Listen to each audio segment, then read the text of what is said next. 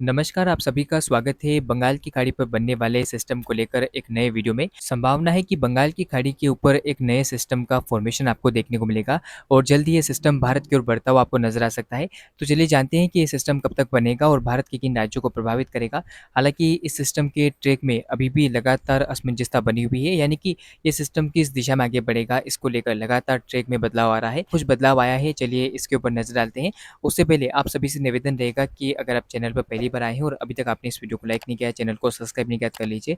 Bell notification को भी on करना ना भूलें। आपको बता दूं कि अगस्त का महीना मानसून सीजन के लिए काफ़ी महत्वपूर्ण होने वाला है और भारत में कृषि उत्पादन के लिए भी अगस्त का महीना महत्वपूर्ण होगा, क्योंकि कृषि का पूरा ही हिस्सा अगस्त में होने वाली बारिश के ऊपर निर्भर करता है। ऐसे में अगस्त में किस तरह की मानसून वर्षा होगी, इसको लेकर जल्दी मौसम विभाग अपडेट में आपको बताएगा और वही अपडेट मैं आप तक पहुंचाऊंगा जल्दी। तो ऐसे में आज शाम तक हो सकता है कि अपडेट आए, तो ऐसे में जैसे ही अपडेट आएगा मैं आप तक अपडेट पहुंचाने की कोशिश करूंगा। फिलहाल चलिए जानते हैं कि इस सिस्टम का फॉर्मेशन कब से होगा। तो आप देख सकते हैं कि लगभग 3 और 4 अगस्त के आसपास सिस्टम जो है वो दक्षिणी पूर्वी बंगाल की खाड़ी के ऊपर बनता हुआ नजर आएगा।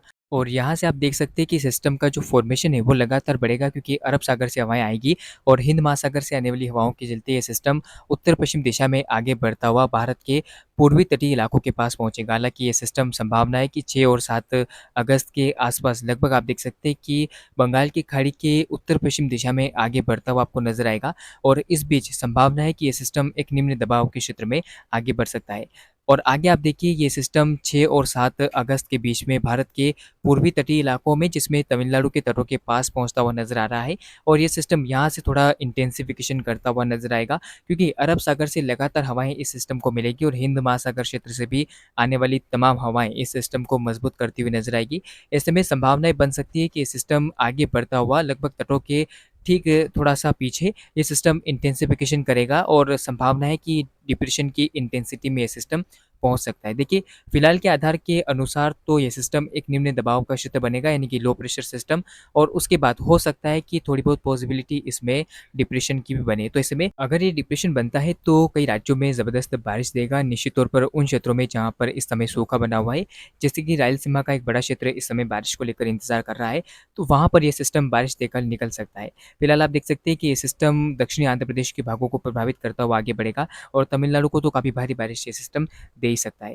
तो चलिए मैं आपको बारिश को लेकर भी स्थितियाँ दिखाते रहता हूँ कि किस तरह से बारिश होने की संभावनाएं इस दौरान आपको देश भर में देखने को मिल सकती है। दक्षिण भारत पर मानसून सीजन का ये पहला सिस्टम होगा जो कि भारी बारिश देता हुआ आपको नजर आ सकता है। संभावना है कि इस सिस्टम के चलते दक्षिण भारत के अधिकांश राज्यों में 6 से लेकर 7 और 8 अगस्त के बीच में काफ़ी भारी बारिश हो सकती है।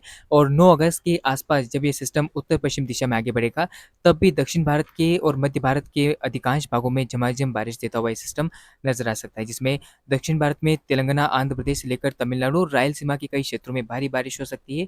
इस बीच ये सिस्टम मध्य भारत की ओर बढ़ेगा, तो इसमें मध्य प्रदेश, महाराष्ट्र से लेकर दक्षिण भारत के बाकी हिस्सों में, यानी कि तेलंगाना और आंध्र प्रदेश के भागों में भी अच्छी मानसून बारिश दे सकता है। तो फिलहाल इस वीडियो में इतना ही। लगातार चैनल के साथ बने रहेगा। धन्यवाद।